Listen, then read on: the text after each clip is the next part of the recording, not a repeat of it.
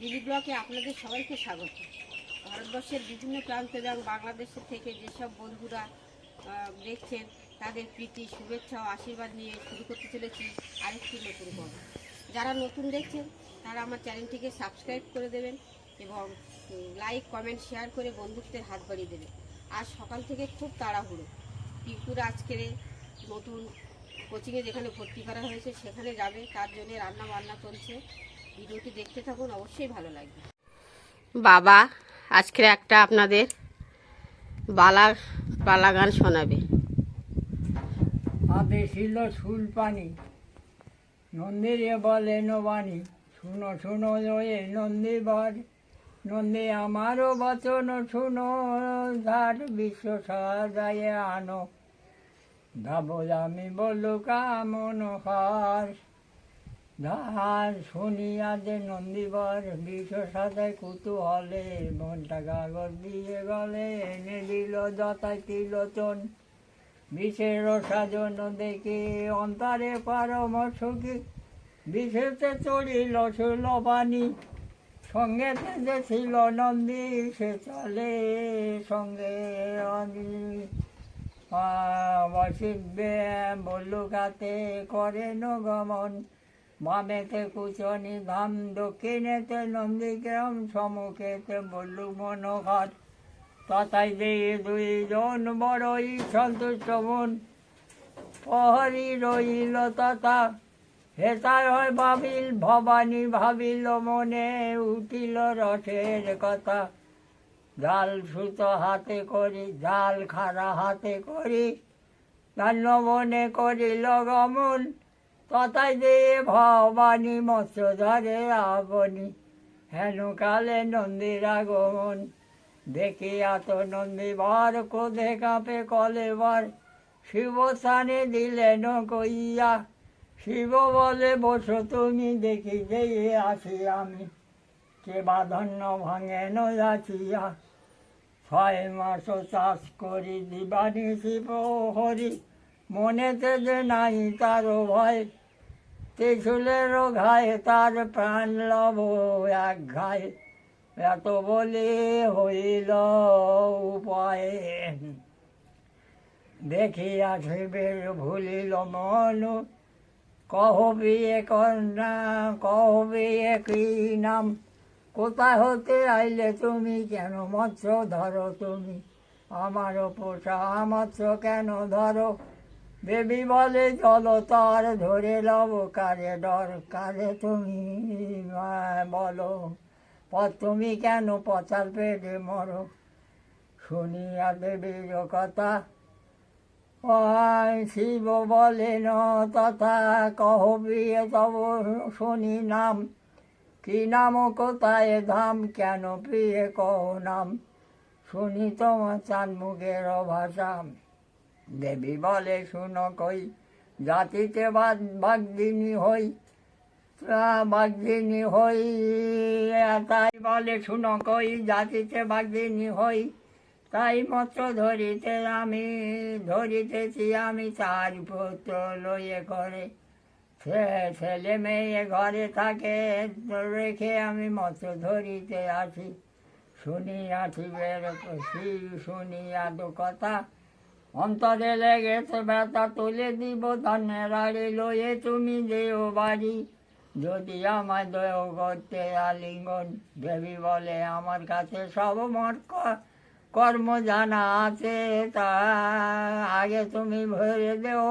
মাছ, এসো মৎস্য ধরে দিই বলে যায় শিব, দুজনেতে মৎস্য ধরিতে লাগিল, মৎস্য ধরে লয়ে তুলে দিল মাথায়, জট বেয়ে পড়ে কলতানি, শিবের পিছু আগে থেকে পিছু ভাই, বিছিয়েতে বিছিয়া তাই দেখি, কোথাকার ভাগদিনী কোথায় গেল। শেষ। সকালবেলা রুটি আর ঘুগনি করেছি, বাবা সকালে রুটি আর ঘুগনি খাচ্ছে।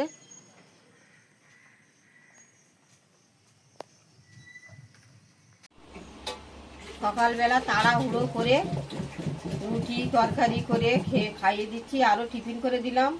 ও যাবে সেই নরেন্দ্রপুরে, কোচিংয়ে ভর্তি হয়েছে, সেখানে আসতে সন্ধে হয়ে যাবে। এক্ষুনি ট্রেন ধরবে, ট্রেনে যাবে, তাড়াতাড়ি করে খাইয়ে দিচ্ছি।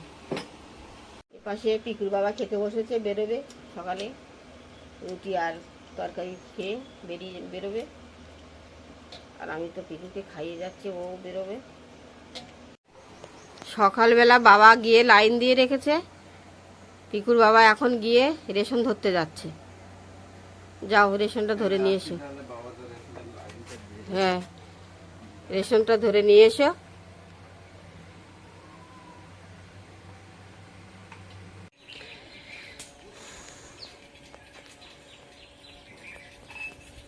পিকুর বাবা রেশন তুলে বাড়ি ফিরছে। দিয়েছে ভালো সব কিছু এবার, না? হ্যাঁ বলেছিল তো, এবার ভালো ভালো দিবে দেবে।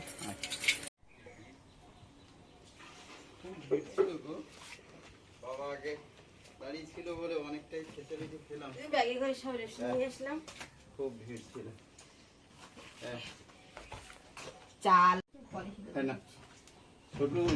হ্যাঁ, আমার ব্যাগটা একটু দাও আর একটু খাওয়া জল দাও, আমি আর ঘরে ঢুকবো না।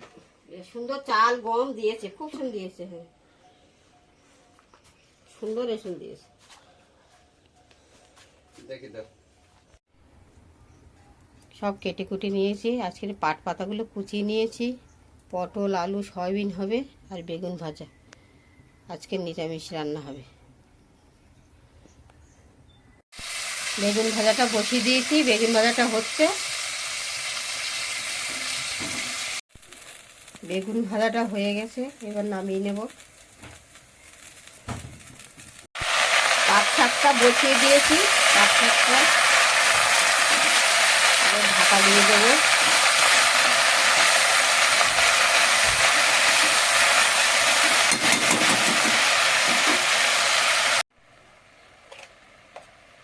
পাট পাতাগুলো কমে এসেছে, এবারে একটু লবণ দিয়ে দিলাম, একটু হলুদ দিয়ে দিলাম।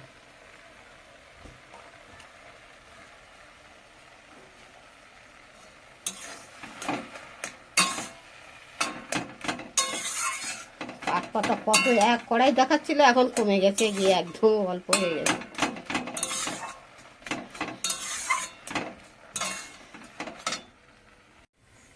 পাট শাকটা হয়ে গেছে, এইবার নামিয়ে নেব। কড়াইতে তেল দিয়ে দিয়েছি, এবারে কালো জিরে ফোড়ন দিয়ে পটলটা বসিয়ে দেবো। পটলটা দিয়ে দিয়েছি,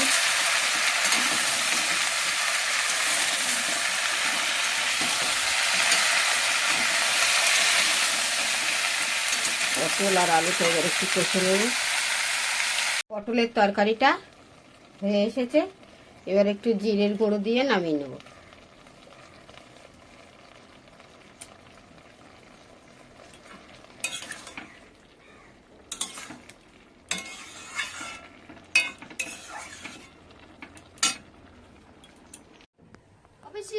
ও টিফিন নিয়েছিস, ব্যাগে ঢুকিয়েছিস? জলের বোতল, একটু জল খাবে বেশি করে। হ্যাঁ, সাবধানে যাও। হুম।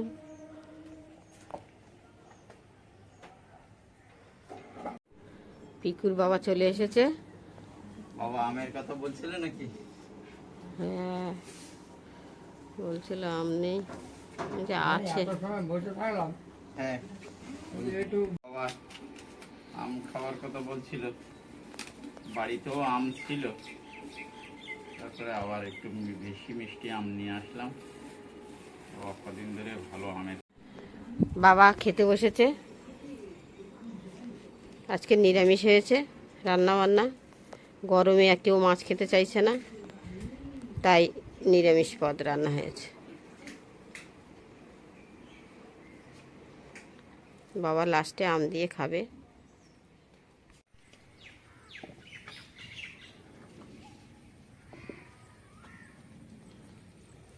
গাছের জাম পেকে কালো হয়ে গেছে,